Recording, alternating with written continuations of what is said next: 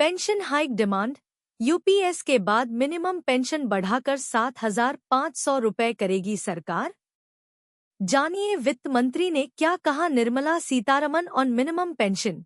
केंद्र सरकार ने पिछले दिनों सरकारी कर्मचारियों की पेंशन बहाली की मांग पर एक कदम आगे बढ़ते हुए यूनिफाइड पेंशन स्कीम यूपीएस को मंजूरी दे दी है।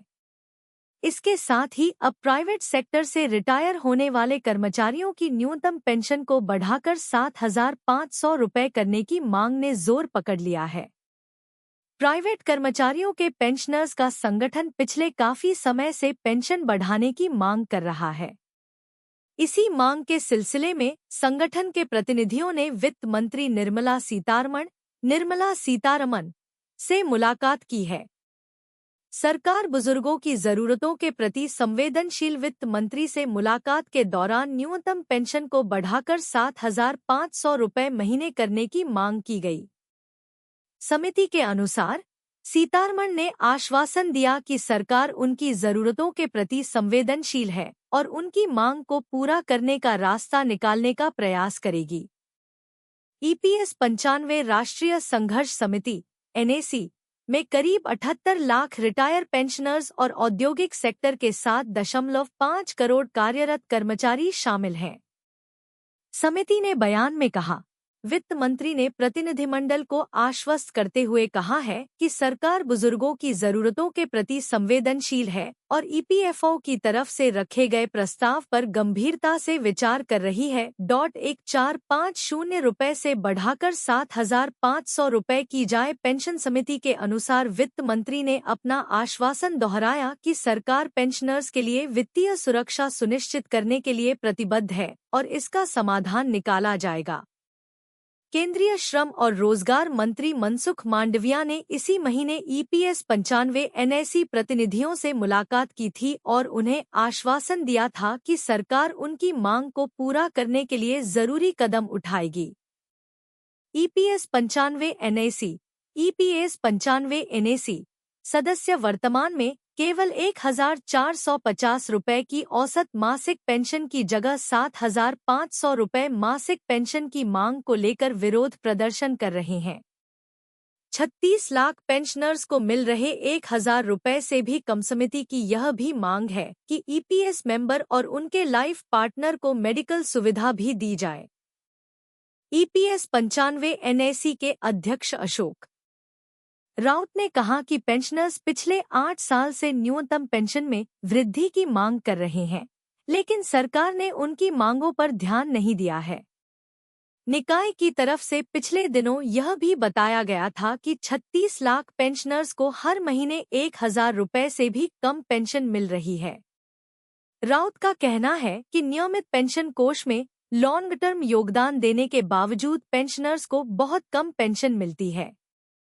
नियमितीकरण पॉलिसी 2024 लागू कर सभी संविदा आउटसोर्स ठेका एवं कच्चे कर्मचारियों का होगा नियमितीकरण। New regularization policy for temporary workers 2024 Bharat में सरकारी और गैर सरकारी संस्थानों में संविदा, आउटसोर्स, ठेका एवं कच्चे कर्मचारी बड़ी संख्या में कार्यरत हैं।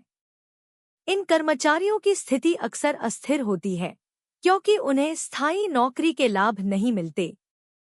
इस समस्या के समाधान के लिए सरकार ने नियमितीकरण पॉलिसी 2024 की घोषणा की है। इस पॉलिसी का उद्देश्य इन कर्मचारियों को स्थायी रोजगार प्रदान करना है, जिससे उनकी आर्थिक सुरक्षा सुनिश्चित हो सके। इस लेख में हम इस पॉलिसी के विभिन्न पहलुओं और इसके प्रभावों पर विस्तृत चर्चा करेंगे। नियमितीकरण पॉलिसी 2024 का मुख्य उद्देश्य। नियमितीकरण पॉलिसी 2024 का मुख्य उद्देश्य अस्थायी कर्मचारियों को स्थायी नौकरी का दर्जा देना है। यह पॉलिसी उन कर्मचारियों के लिए राहत लेकर आई है जो लंबे समय से अस्थायी आधार पर काम कर रहे हैं और जिन्हें स्थायी नौकरी की आवश्यकता है।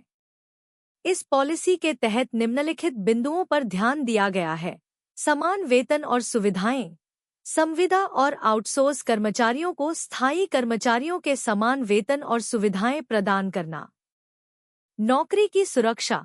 अस्थायी कर्मचारियों को नौकरी की सुरक्षा प्रदान करना ताकि वे अपने भविष्य को लेकर चिंता मुक्त रह सकें। कार्यस्थल पर समानता, सभी कर्मचारियों के लिए समान कार्यस्थल माहौल सुनिश्चित करना।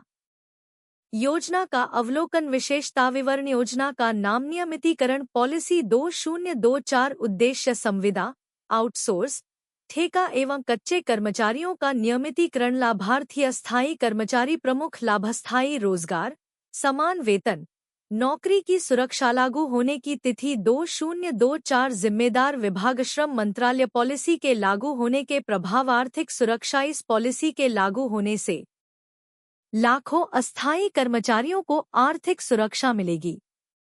उन्हें स्थायी वेतन मिलने से उनके जीवन स्तर में सुधार होगा और वे अपने परिवार की बेहतर देखभाल कर सकेंगे। सामाजिक प्रभाव, नियमितीकरण से न केवल आर्थिक बल्कि सामाजिक स्तर पर भी सकारात्मक प्रभाव पड़ेगा। कर्मचारियों को समान अवसर मिलने से समाज में समानता बढ़ेगी और भेदभाव कम होगा। सरकारी विभागों पर प्रभाव, सरकारी विभागों में कार्यरत संविदा और आउटसोर्स कर्मचारियों को स्थायी करने से विभागों की कार्यक्षमता में वृद्धि होगी। इससे सरकारी योजनाओं के क्रियान्वयन में तेजी आएगी और जनता को बेहतर सेवाएं मिलेंगी। डिस्क्लेमर: यह लेख केवल जानकारी देने के उद्देश्य से लिखा गया है।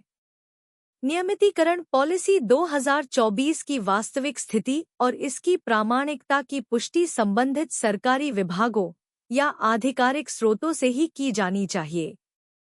वर्तमान समय तक उपलब्ध जानकारी के अनुसार यह योजना वास्तविक प्रतीत होती है, लेकिन इसके क्रियान्वयन और प्रभावों की पुष्टि समय के साथ होगी। EPS 95 के दायरे में आने वाले पेंशनर्स की बल्ले बल्ले। श्रम मंत्रालय ने किया अहम बदलाव। EPS 95 के दायरे में आने वाले पेंशनर्स की बल्ले बल्ले। EPFO की कर्मचारी पेंशन योजना, एम्प्लॉयज पेंशन स्कीम के दायरे में आने वाले रिटायर्ड कर्मचारियों के लिए बड़ी खुशखबरी है। अब रिटायर्ड कर्मचारी जनवरी से किसी भी बैंक या उसकी शाखा से EPS पेंशन ले सकेंगे। श्रम मंत्रालय की ओर से यह जानकारी दी गई है।